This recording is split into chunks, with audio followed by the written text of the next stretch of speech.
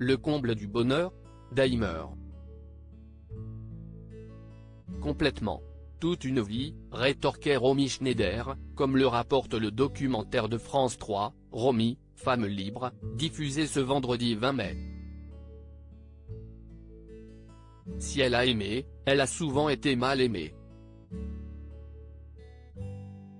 C'était le cas avec son premier mari, Harry Meyer, connu peu après sa douloureuse séparation d'avec Alain Delon.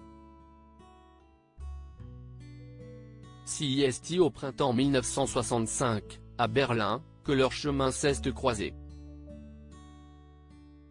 Le dramaturge allemand a 40 ans.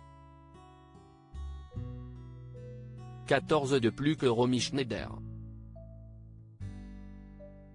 Surtout, il vénère le théâtre et n'a que mépris pour le cinéma. À tel point qu'il ne manque pas de faire de nombreuses remarques désobligeantes à sa femme. Celle qui est allée jusqu'à payer son divorce pour qu'ils puissent vivre leur idylle. Celle qui a fait de lui un père.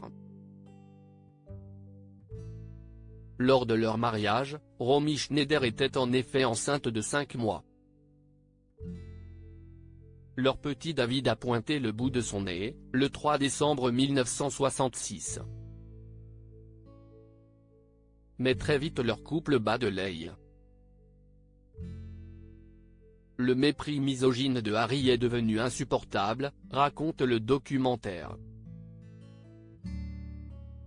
Harry Mayen ne se prive pas de rabaisser sa femme, en public, lors d'interviews. Alors Romy Schneider s'éloigne et multiplie les aventures de tournage, à l'instar de celle avec Jean-Louis Trintignant sur le tournage du film Le Train. En 1972, elle décide finalement de quitter Harry Mayen. Romy Schneider a 33 ans et est plus radieuse que jamais. Leur divorce, houleux, ne se finalise que 7 ans plus tard. Non sans peine point l'exigence de Harry Mayen pour accorder à Romy Schneider la garde de leur fils. L'un et l'autre veulent la garde de leur fils unique.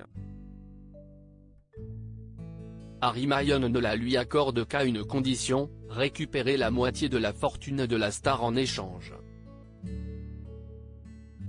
Pour avoir la garde de David, elle n'hésite pas à céder à Harry Mayen 6 millions de francs, soit plus de 4 millions d'euros.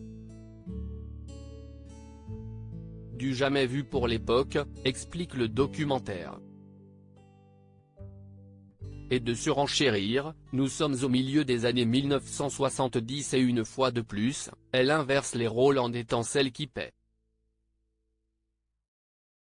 Toujours un détachement vis-à-vis de l'argent qui n'est pour elle qu'un moyen d'acheter sa tranquillité d'esprit.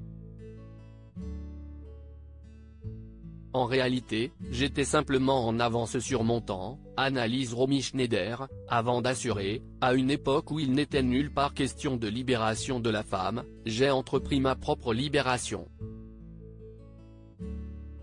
J'ai forgé moi-même mon destin et je ne le regrette pas. Une féministe avant l'heure.